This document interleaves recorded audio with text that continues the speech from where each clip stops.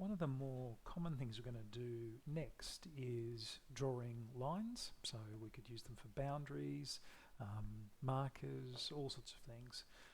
Fundamentally in QGIS there's points, so dots, there's lines, and there's polygons, shapes. So I'm going to use a line here to show the boundary. Now arguably it'd be better as a polygon because then you can capture the area inside of it rather than just a boundary, but I'll do a line for the boundary and then I'll do some polygons around the dams and show the surface area, so we'll cover off both of those things.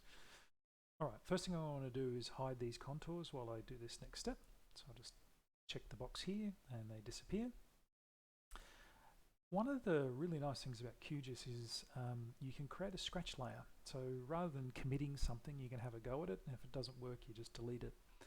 This funny looking symbol, so this computer chip with legs, is your scratch layer. I'm going to click on that, and I'm going to call it boundary, and then we will pick a multi-line.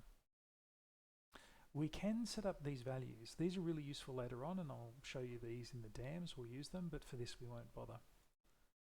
Alright, next step here is this pencil is your edit mode, and this thing here allows you to add a line. So we've got to click on that, and let's draw a boundary.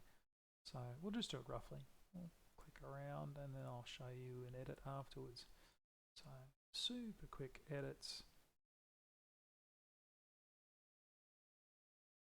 And you right click to end the boundary.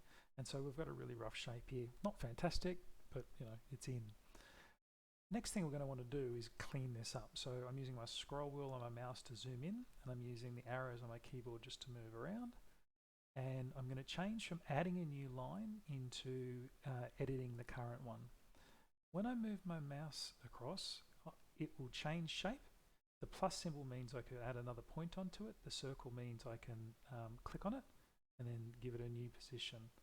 I'm going to move it down here, and then I click, and then I click again.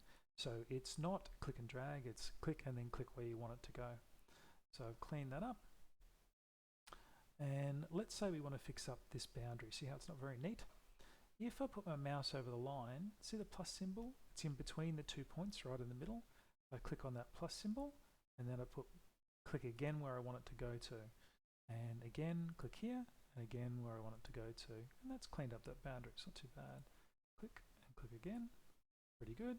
Arrows on my keyboard, click, click again, click again, and that is a really quick boundary edit.